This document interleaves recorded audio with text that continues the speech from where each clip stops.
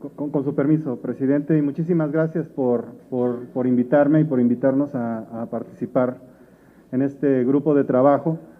Yo me siento muy contento y muy honrado de poder estar nuevamente aquí. Sé que hay caras nuevas y otros ya nos conocíamos, pero siempre es un gusto venir a presentarles el paquete, la racionalidad de política que hay detrás de las propuestas que se incluyen. Y yo me voy a centrar, si me permiten, en lo que me tocan dentro de mis funciones, que es la elaboración del marco macroeconómico y la ley de ingresos que se ha presentado. Sé que ya se han discutido parte de las reformas que son operativas por parte de la jefa del SAT y algunos temas también de modificaciones legales que ha presentado el procurador. Muy rápidamente, estoy consciente del tiempo que tenemos asignados.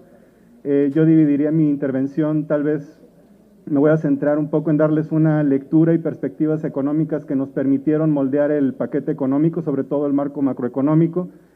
Les pido una disculpa, voy a volver a hacer referencia al 2020. Es muy importante entender la trayectoria que se observó desde el 2020 hasta con el impacto de la pandemia COVID al 2021 y cómo vamos a entrar al 2022, porque eso es lo que nos va a permitir darle forma a los agregados fiscales que se han presentado en el paquete económico. Al final voy a conversar un poco sobre algunas variables económicas que se incluyeron. Sé que hubo una pregunta relacionada con la producción de petróleo.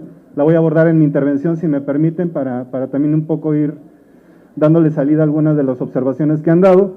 Y al final, un poco describir los cambios que se hicieron dentro de la ley de ingresos. Son muy pocos, en realidad la mayor parte están enfocados, es una ley de ingresos que se podría catalogar como orgánica, que ha venido creciendo en una estructura ya planteada, pero hay una modificación muy importante que me gustaría abordar al final y que también ya la jefa del SAT ha abordado, que es la propuesta de tasa cero a productos de gestión menstrual. Entonces, si me permiten, voy a referirme al 2020 muy rápidamente. Vivimos una de las peores pandemias, de las peores crisis, tanto en crisis de salud como en crisis económica. Probablemente no lo habíamos vivido ni el mundo en los últimos 80, 90 años. Y eso solamente para dar contexto a los retos inmediatos que impone un impacto como el que se vivió con la caída del Producto Interno Bruto, pero también con la caída de los precios de los commodities, que son parte fundamental del paquete económico. También, de manera muy rápida, una vez que se reabrió la economía de manera parcial, y hace rato también estuvimos algunos intercambios con algunos diputados, lo decían muy bien. Al principio muchos pensábamos que la pandemia podría durar muy poco, y luego se empezó a ampliar el periodo.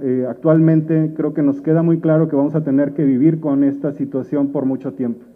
Tenemos vacunas, las estamos recibiendo, las estamos aplicando, pero hay variantes, y esto está sucediendo alrededor del mundo, lo cual nos sigue imponiendo retos muy importantes, no nada más a la economía mexicana, sino a la economía de todos los países, pero sobre todo a las economías de más bajos ingresos. Y esto, digamos, ha generado un replanteamiento de exactamente cómo se tienen que abordar este tipo de impactos cuando duran demasiado. Las características de esta crisis son muy diferentes a las que se vivieron anteriormente. En esta crisis no hubo desequilibrios macroeconómicos, desequilibrios fiscales o burbujas que generaran algún tipo de impacto en lo que serían los factores de producción o los factores de la economía, ¿no? Si recordamos un poco en el 95 o en el 2009, los impactos que se generaron por las crisis financieras eventualmente impactaron en el sector real, y esto hubo pérdida en la capacidad de producción. En este momento esto no hubo. La recuperación del empleo se ha dado de manera más rápida, también la recuperación de algunos sectores económicos. Esto no significa que la recuperación sea equitativa. En 2021 lo que estamos observando es ya el resultado de un jalón que tuvimos en la economía mexicana, que al principio vino del motor del crecimiento, el motor del sector externo. Como si recuerdan un poco, a principio de 2020 las exportaciones de México crecieron de manera muy fuerte y las importaciones no tanto. Después, después el sector interno es el que se puso a tono, y lo que vamos a observar hacia 2020 es precisamente ya una mayor estandarización en el crecimiento de algunos sectores. De tal manera que hacia el 2022 los retos que vamos a enfrentar es efectivamente terminar con un programa de vacunación que ha comenzado. y México está en una mejor posición en ese sentido con respecto a otros países por la estrategia de negociación de contratos. Los contratos han tenido retrasos y eso eventualmente va imponiendo una velocidad al programa, pero es uno de los países que más ha avanzado con estas dos limitantes, la entrega de las vacunas y luego el ritmo con el cual se pueden poner. También tenemos ya dos motores de crecimiento que están poniéndose a tono, el sector externo que fue el primero, como mencioné, y el sector interno que representa aproximadamente el 80% de la actividad económica del país. Se está también poniendo a tono y muchos de los sectores rezagados han comenzado ya a converger a sus niveles prepandemia. ¿Qué significa un nivel prepandemia? Bueno, si lo vemos desde el punto de vista del empleo, hace un par de semanas ya alcanzamos los niveles de empleo, que es el monto de empleo que se había perdido solo por efecto de la pandemia. Esto no significa que no tengamos que hacer más, obviamente tenemos que alcanzar los niveles o la senda de generación de empleo que teníamos previo al COVID para poder eliminar por completo el impacto que generó la pandemia en la evolución del mercado laboral. Pero al mismo tiempo también el PIB ya está alcanzando los niveles prepandemia. Estimamos que el nivel prepandemia se va a alcanzar a principios del 2022 y esto ya nos va a llevar a que vamos a empezar a observar crecimientos que ya no van a tener los efectos de base de comparación que vimos en el 2021. ¿Qué significa esto? Estamos viendo un crecimiento de 6.3 para el 2021. Hay que recordar también que cayó 8.2 el PIB en el 2020. Y la recuperación se va a terminar de consolidar en el 2022 a principios de siguiente año y estamos estimando un crecimiento de 4.1 en el Producto Interno Bruto. Y esta es la variable principal que nos permite estimar los ingresos tributarios que están relacionados con la economía. Y aquí quisiera recalcar que las medidas que se aplicaron en contra de la evasión fiscal, la defraudación o la elusión fiscal en el 2019 y que entraron en vigor en el 2020, ayudaron a blindar precisamente la recaudación y a mantener el nivel de ingresos tributarios. Usualmente el nivel, para poner un poco esto en términos técnicos, la elasticidad que se observa en la recaudación contra el PIB es de 1, y cuando hay una crisis como la que se observó en el 2009 o en el 95, los ingresos caen en la misma proporción. En esta ocasión los ingresos se mantuvieron prácticamente con un pequeño crecimiento en términos reales comparado con lo recaudado el año anterior, y esto reflejó un cambio estructural en la recaudación tributaria de México derivado primero de las medidas que tuvieron a bien aprobar en el Congreso y segundo que se han venido implementando por parte del SAT y de la Procuraduría. Esto es un cambio, ¿por qué lo consideramos un cambio estructural? Porque realmente generó una expansión de la base sobre la cual se aplican las tarifas tributarias. Se había discutido mucho si esto nada más era un efecto de una vez, no lo es porque una vez que se reconoce lo que se estaba eludiendo, la base sobre la cual se aplica es mayor. Y esto propició pasar del 13% de recaudación del PIB al 14%. En el 2020 se está manteniendo para los siguientes años. El segundo punto, y creo que fue una pregunta anterior que me va a permitir tal vez abordarla porque es importante en el marco macro, es el precio del petróleo. El precio del petróleo que incluimos en el paquete está normado por la ley. Hay una fórmula que aplicamos de manera puntual. Sin embargo, sí hemos observado que los precios y la expectativa del precio se han estado moviendo un poco por encima de ese precio. Solo recordar que es un precio muy volátil y más que los movimientos del precio, lo que va a importar obviamente es que el gobierno siga manteniendo una estrategia de cubrir el precio del petróleo para no enfrentar un choque con una variable que es sumamente volátil. Y el segundo tema relacionado con los ingresos petroleros está relacionado con la producción de petróleo que se ha estimado y que se ha incluido en el paquete, que incluye la producción de privados.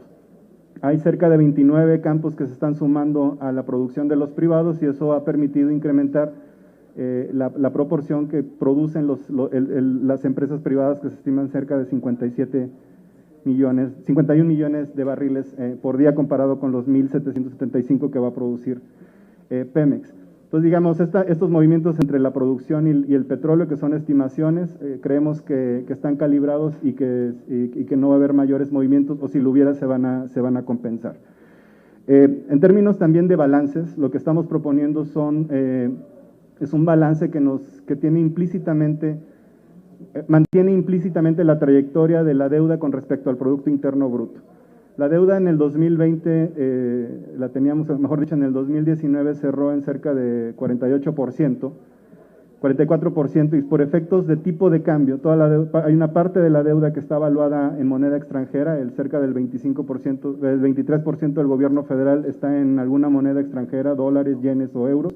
Por efectos de depreciación del peso, durante 2020 hubo un efecto de evaluación que incrementó el saldo de la deuda cuando la convertimos a pesos, y obviamente la caída del PIB modifica esa trayectoria. Entonces lo que estamos observando es que venía la deuda de manera estable, tiene un incremento.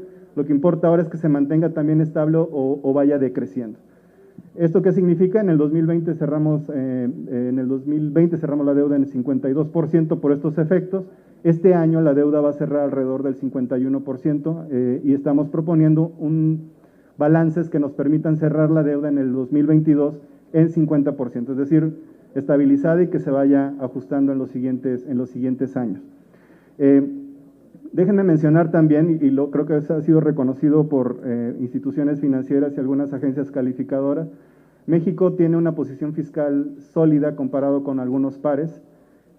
No se utilizó más endeudamiento que el que aprobó el Congreso. Hay reglas muy específicas para el uso de la deuda. Los ingresos están blindados con las reformas que se aplicaron en el 2019, y esto lo que ha permitido precisamente es que no se tomen medidas procíclicas como subir los impuestos para poder hacer frente a los impactos que se generan en los agregados fiscales, ya sea en el gasto o en los ingresos, ¿no? Entonces en este 2020 no se incrementaron los impuestos, tampoco en el 2021, y el paquete de 2022, como lo ha mandatado el presidente, es que tampoco se incluyan un incremento de impuestos de ninguna manera, salvo actualizaciones de inflación que permitan, prácticamente se mantiene la estructura igual. Y de tal manera que los balances se mantienen estables, mantienen la deuda como porcentaje del PIB, pero sí hay estamos proponiendo un balance primario, ahora sí, un poco negativo, no es muy grande con la desviación que habíamos venido observando, pero esto creo que ejemplifica por qué ser prudentes en la parte fiscal retribuye y retribuye en el corto plazo. Durante los primeros 3 años de esta administración se han mantenido balances primarios positivos. ¿Y qué significa esto? Que vamos a tener los ingresos suficientes para pagar los intereses de la deuda.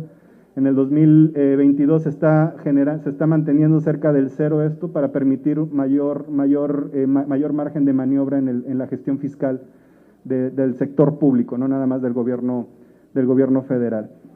Entonces, si me permiten muy rápidamente, para cerrar y pasar a las preguntas, se incluyó, obviamente, ya se ha venido discutiendo la propuesta de régimen de confianza, que no voy a entrar en el detalle, la ha explicado ya la jefa del SAT, pero también se incluyó una propuesta que se propuso aquí el año pasado, y quisiera reconocer precisamente que fueron las diputadas las que canalizaron la petición de los colectivos de mujeres de incluir la tasa cero en IVA. Y eso, en aquel momento, cuando lo discutimos, pedimos tiempo para la evaluación, y la principal preocupación era si efectivamente se podía alcanzar o no los objetivos de política que estaban proponiendo las diputadas. Y ese objetivo era muy claro, era que el precio con IVA incluido de los productos de gestión menstrual, de gestión de higiene menstrual, bajaran.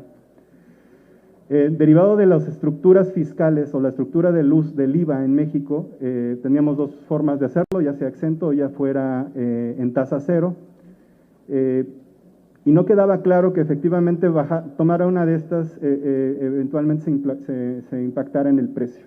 Había elasticidades o podría capturar esta diferencia las empresas. Y eso fue lo que discutimos y les presentamos a las diputadas el año pasado en un ejercicio muy rápido de sondear exactamente cuáles eran los casos de éxito.